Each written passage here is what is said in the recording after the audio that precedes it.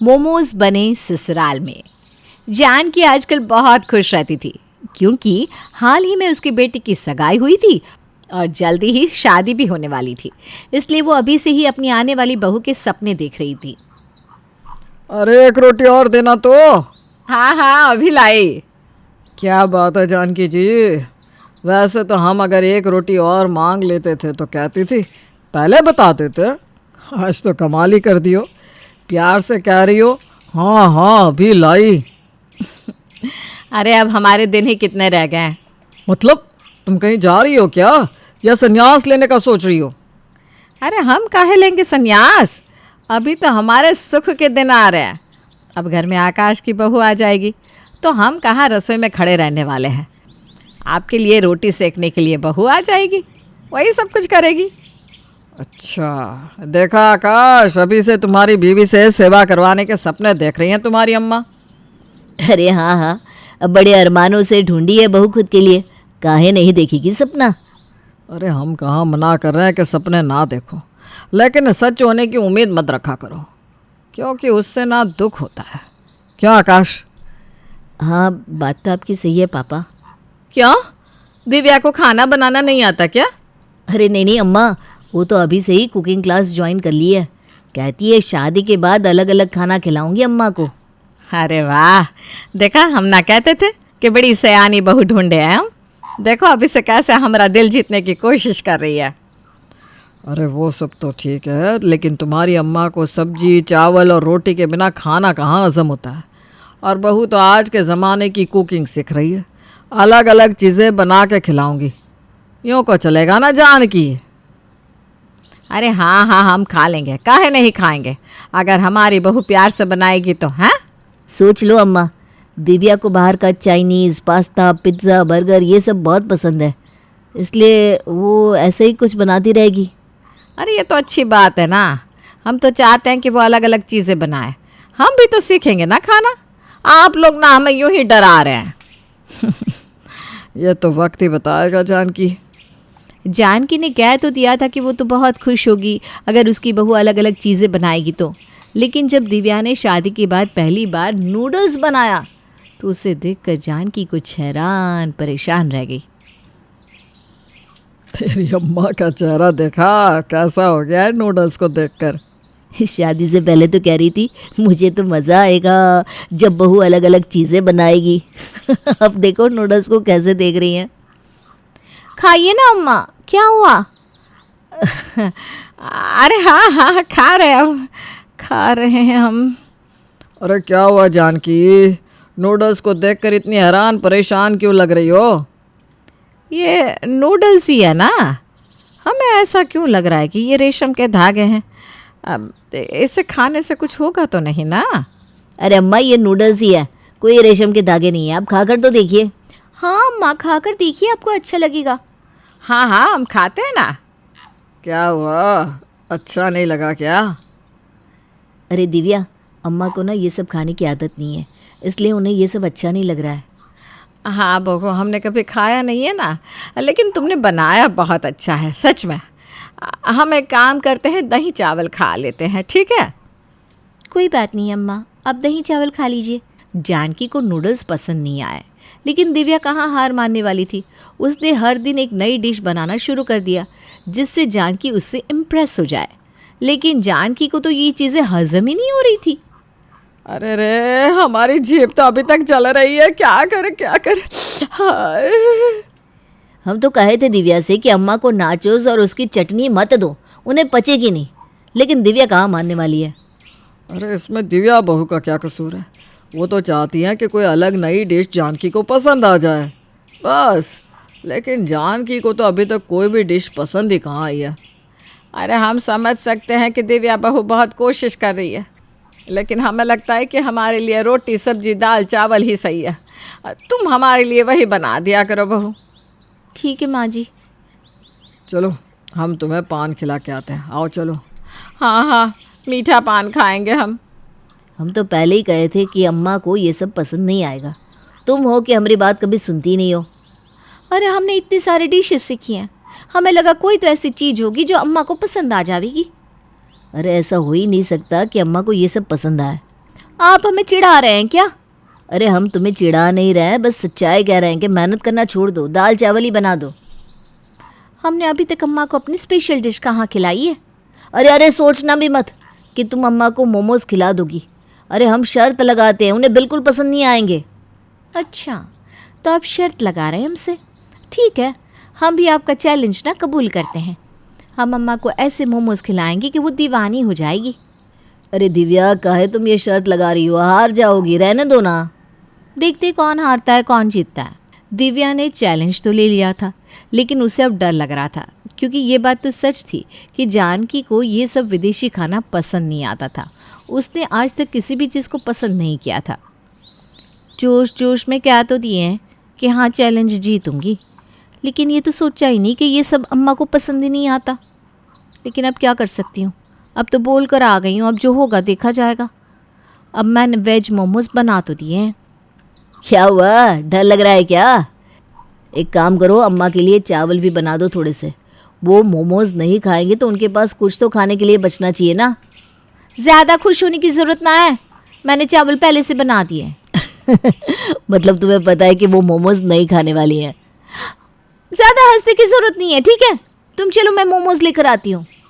हाँ हाँ ठीक है, आओ देखते हैं मोमोज चैलेंज। खुद के पैर पर कुल्हाड़ी मार ली मैंने। भूख तो आप। अरे वाह, आज क्या बनाया है दिव्या बहू ने? मेरे लिए चावल बनाया है ना बहू? जी अम्मा, बनाए हैं।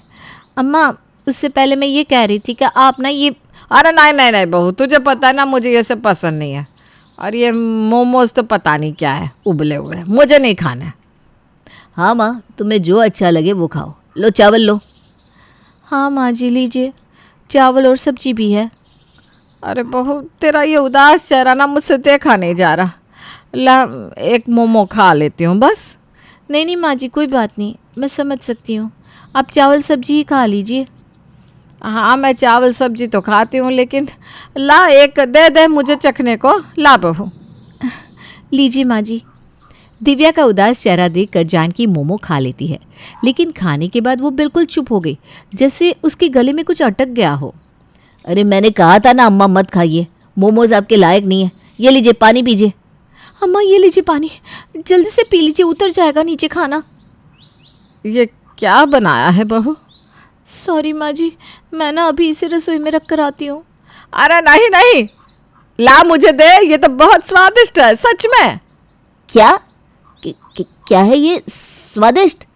मुझे चिमटी तो काट आकाश, कहीं मैं सपना तो नहीं देख रहा हूँ। माँ जी, हाँ आपको ये पसंद आए मोमोज? पसंद? मुझे ये बेहद पसंद आया है बहू। जा, और भी हो तो लेकर आ जा। अरे खड़ी क्या है? हाँ हाँ, मैं भी लेकर आती हूँ। जानकी को तो मोमोज इतने पसंद आए कि उसने सारे मोमोज खा लिए, इसलिए दिव्या शर्त तो जीत गई, लेकिन फिर भी वो दुखी थी। अब क्या हुआ? अब क्यों दुखी बैठी हो? मैं सोच रही थी काश मैं ये शर्त हार जाती। अरे ऐसा क्यों कह रही हो? जब से अम्मा ने मोमोज खाए तब से वो हर किसी को बस मोमोज खाने ही बुला रही हैं। अरे आजा आजा सुशीला, आजा। क्या हुआ? आज मुझे इस तरह क्यों बुला लिया? मैंने तुझे ना एक चीज़ खाने के लिए बुलाया है, ये ले खा कर देख। अरे ये क्या है?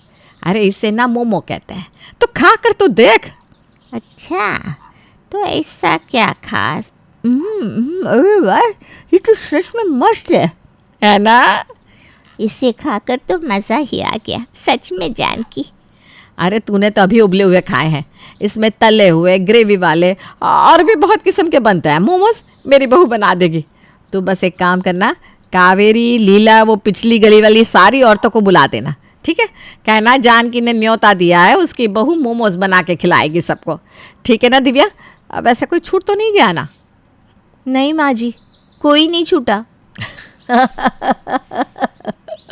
और बनाओ ससुराल में मोमोज, अब सारे मोहल्ले को खिलाना मोमोज। काश मैं माँ जी को वो चावल सब्जी ही खिलाती। ये मोमोज पसंद ना आते उन्हें तो अच्छा होता।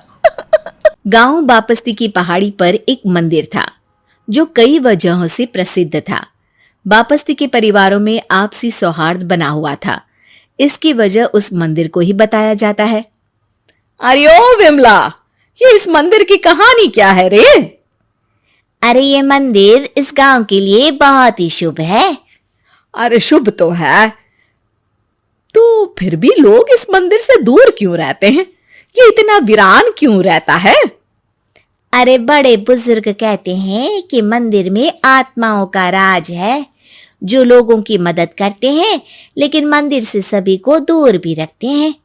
अरे ये कैसी आत्मा है जो लोगों की मदद भी करते हैं और लोगों को मंदिर से दूर भी रखते हैं? अरे यही चलता आया है यहाँ पर, इसीलिए कोई कुछ बोलता नहीं, क्योंकि जिसके घर में कोई भी परेशानी होती है तो बताते हैं कि इस मंदिर से उन्हें मदद मिलती है। अरे वाह, ये तो अच्छी बात है, तभी इस गांव में इतनी खुशहाली दिखती है। तभी बाहर किसी की चीखने चिल्लाने की आवाज आती है। दोनों बाहर निकलती हैं तो देखती हैं कि गांव के एक बुजुर्ग रो रहे हैं, क्योंकि शहर से उन्हें कोई बुरी खबर मिली है। अरे क्या हुआ चच्चा, रो क्यों रहे हो आप? हाँ चाचा, बताओ ना, हुआ क्या? अरे क्या बताऊं बेटे, मेरा बेटा शहर गया हुआ था कमाने, लेकिन आज खबर मिली है कि उसका एक्सीडेंट हो गया। वो अस्पताल में भर्ती है। अरे तो इसमें परेशान होने की क्या बात है चाचा, जाओ शहर और बेटे का इलाज करवाओ। हाँ चाचा, विमला सही कह रही है, आप शहर जाओ और इलाज करवाओ। अरे कैसे इलाज करवाऊं, अभी पैसे नहीं है और शहर के अस्पतालों में इलाज का खर्चा लाखों में आता है। अरे चाचा, भगवान पर भरोसा रखो, कहीं ना कहीं से मदद जरूर मिल जाएगी, बस आज का दिन कैसे भी काट लो। अरे अब तो बेटा थोड़ा समय काटना भी मुश्किल होता जा रहा है। देख कमला, तू ही समझा चाचा को, अरे पैसों का कहीं ना कहीं से इंतजाम तो जरूर हो जाएगा। अरे चच्चा, जब विमला कह रही है तो थोड़ा उस पर भी भरोसा रखो। चलो आपको घर छोड़कर आ जाती हूँ। उसके बाद कमला उन बुजुर्ग को लेकर चली जाती है और विमला मंदिर की ओर चली जाती है। विमला मंदिर की सीढ़ियों पर चढ़ते हुए दूर से नजर आती है। उसके बाद वो आंखों से ओझल हो जाती है। उसी रात उस बुजुर्ग के घर के बाहर एक थैला रखा हुआ मिला। बुजुर्ग उस थैले को देखते ही चौंक पड़ा, क्योंकि उसमें 5 लाख रुपए रखे हुए थे। वो बुजुर्ग सुबह दौड़ा दौड़ा गांव के दूसरे बुजुर्गों के पास गया। और मंगल भाई सुनो, मेरे घर के बाहर ये पैसों से भरा बैग रखा हुआ मिला है। अरे किसका है ये भाई? अरे भैया, मुझे क्या पता। तभी उधर से कमला और विमला निकलती हैं। अरे बेटा सुन तो, देख ये क्या रखा हुआ था मेरे घर के सामने। कमला और विमला हैरानी से देखती हैं। अरे वाह, देख विमला, तूने कहा था ना कि कोई ना कोई मदद जरूर करेगा। अरे भगवान सबकी मदद करते हैं, ये पैसों की मदद भी भगवान ने ही भेजी है। और क्या, अब चच्चा सोच क्या रहे हो, शहर जाओ और बेटे का इलाज करवाओ। ठीक है बेटियों, जो तुम कहो, चलो निकलता हूं शहर बेटे का इलाज करवाने के लिए। अरे विमला, एक बात तो बता, ये इन्हें मिले तो कैसे मिले पैसे? अरे मैं ना कहती थी कि ये मंदिर सबकी मुसीबतों में मदद भेजता है। अरे वाकई बड़ी पुण्य आत्मा है मंदिर में। सो तो है, लेकिन उनके बारे में लोगों को कम ही पता है। अच्छा, और तुम्हें क्या पता है? जितना पता था वो तो बता दिया। ना रे ना, मैं नहीं मानती, तू कुछ तो छिपा रही है। अरे कुछ ना छिपा रही, जो पता था वो बता दिया। मंदिर से लोगों को मदद मिलती है, बस इतना ही पता है। ठीक है बाबा, अब नहीं पूछूंगी।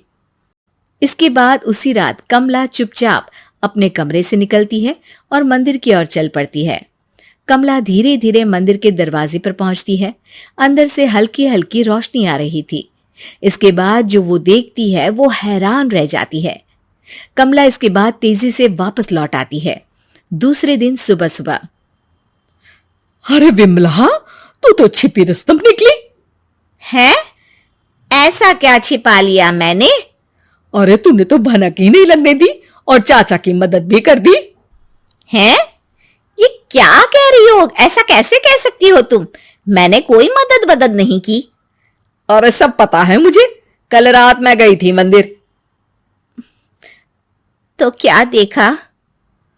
अरे तुम्हारा पति और कुछ लोग वहां दिखे, बोरियों में नोट भरे हुए थे और सभी नोट गिनने में लगे हुए थे। तो तुम्हें क्या लगा? वो क्या कर रहे थे? अरे मैं समझ गई कि वो लोग कहीं से डकैती कर पैसे लेकर यहां मंदिर के पीछे छिपाते हैं। अब जब तुम जान ही गई हो तो बता देती हूं, लेकिन ये बात किसी को पता नहीं लगनी चाहिए। मेरे पति डकैती नहीं डालते हैं, बस उन लोगों से पैसे छीनते हैं जिन्होंने गलत तरीके से पैसे बनाए हैं। और फिर लोगों की मदद करते हैं। यही है वो पुण्य आत्माएं जो लोगों को मदद पहुंचाती है। अब समझी? हाँ, अब समझी उन पुण्य आत्माओं का चक्कर। सही है। करते रहो मदद, लेकिन सावधानी से, मेरी तरह कोई और ना पहुंच जाए।